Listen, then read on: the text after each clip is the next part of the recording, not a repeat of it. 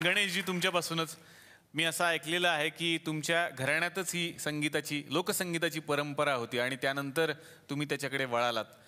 पण तुम्ही इकडे यायचं कधी ठरवलं? इकडे तसा मी 2006 साली आलो. पण मुळामध्ये मी गावगाड्यामध्ये जे तमाशे व्हायचे, माझं शिक्षण चालू असताना घरची परिस्थिती थोडीशी नाजूकच होती, आर्थिक परिस्थिती. त्या काळामध्ये आपलं शिक्षण जर करायचं असेल तर कुठला तरी मार्ग आपल्याला अवलंबायला पाहिजे आणि त्यामुळे तमाशा हे एक जवळचं साधन माझ्यासाठी होतं, कारण माझ्या वडिलोपार्जित तमाशा होता. मग आम्ही नारायणगाव असेल किंवा आमच्या मराठवाड्यामध्ये जो तमाशा व्हायचा, हरिभाऊ आणवीकर त्यांची मुलं किंवा भिकाभीमा सांगवीकर, त्या हिराबाई मला जीव लावायच्या खूप. यांच्याबरोबर मी तमाशातून जायचो. त्यावेळेला ताईची कधीमधी भेट होत असायची.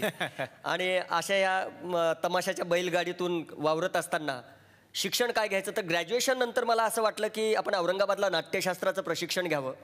आणि नाट्यशास्त्राचं प्रशिक्षण घेत असताना तिथे असंही कळालं की स्पेशलायझेशन आहे, ऐच्छिक विषय लोककला आहे. वा. आणि लोककला हा माझ्या कंठात आणि माझ्या देठात हा लहानपणीच ते बाळकडू मला मिळाल्यामुळे मी माझं स्पेशलायझेशन लोककला घेतलं आणि त्यातच मी PhD सुद्धा केली. वा वा वा वा. काय महाराष्ट्रामध्ये प्रत्येक 12 कोसावर भाषा बदलते. जशी भाषा बदलते तसा भाषेचा लहेजासुद्धा बदलत असतो.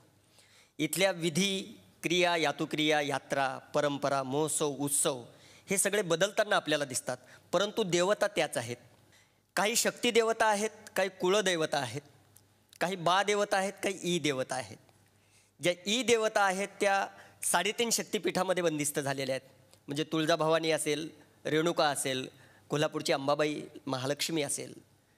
अशा ह्या 3.5 शक्तिपीठाचा गोंधळ आपल्या महाराष्ट्रामध्ये सर्वदूर लोकांना परिचित आहे.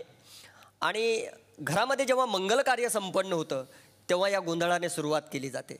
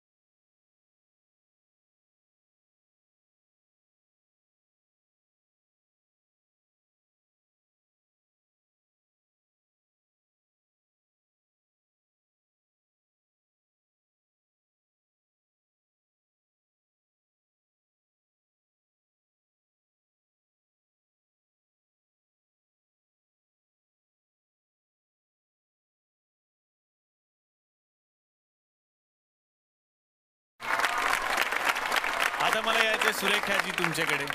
पारंपरिक जी लावणी असते किंवा तमाशा आहे, या लावणी प्रकाराकडे तुम्ही कधी वळालात आणि तुमची सुरुवात कशी झाली होती? माझी सुरुवात माझ्या वडिलांचा तमाशाचा फड होता. असाच बैलगाडीचा. बर. पुण्यामध्ये यात्रा जत्रामध्ये ते तमाशे करायचे. आम्ही 6 बहीण भावंड आणि वडील आई आणि माझे आजी आजोबा पण कलावंत होते. वा. तर त्यांच्या संगती फिरता फिरता आईनी मला शाळेत टाकलं नाही आणि वडिलांनी पण मला शाळेत टाकलं नाही. त्यांच्या सोबतच मी राहिले आणि वयाच्या 8व्या वर्षी मी स्टेजवरती उभी राहिले. माझे वडील पुण्याचे हमाल होते, पुणे स्टेशनचे. आणि तमाशा करायला लागलो. कुणाचं ऑर्केस्ट्रा वगैरे अशा नाटकातनं कामं, कथाकलेच्या कांद्यामध्ये निळू भाऊंबरोबर करायचे. पुन्हा फक्कड बाजीराव अशी नाटकं करायचे आणि 1च महिना सीझन करायचे. घरी बसायचो. तिथून पुढे मग लावणी. 1998ला जो माझा पहिला नंबर आला यशवंतराव चव्हाणला. हो. आणि तिथून पुढं जो नटरंगी नार आणि तिथून पुढे मग 16,000 देखणी, माया जाधव आणि मी. आणि खास महिलांसाठी सुद्धा तुम्ही लावणी करता. हा, महिलांसाठी पण 1001 प्रयोग केले अख्ख्या वा महाराष्ट्रात. वा वा वा. काय करायच्या बायका नाकं मुरडायच्या, पुरुष लोकांना कार्यक्रमाला येऊ द्यायचे नाही. पण मी सांगायचे स्टेजवरती की लावणी ही पायापासून डोक्यापर्यंत झाकलेली आहे. तर उद्या तुम्ही तुमच्या बायकोला, मुलांना, सगळ्यांना फॅमिली सहित हा कार्यक्रम बघण्यासारखा आहे. सगळ्यांना आता तुम्ही एकट्यांनी बघितलाय, पण पुढच्या वेळेस तुमच्या कुटुंबांना घेऊन यायचं, असं मी स्टेजवरती बोलायचे. तुम्ही म्हटलं की 2 गाणी तर फारच आठवतात, म्हणजे नवीन पिढीला सुद्धा ती माहितीच आहे. तोंड पाठ आहेत जे एंट्री लाईक तुम्ही घेतलं, या रावजी. आणि दुसरं म्हणजे पिकल्या पानाचा.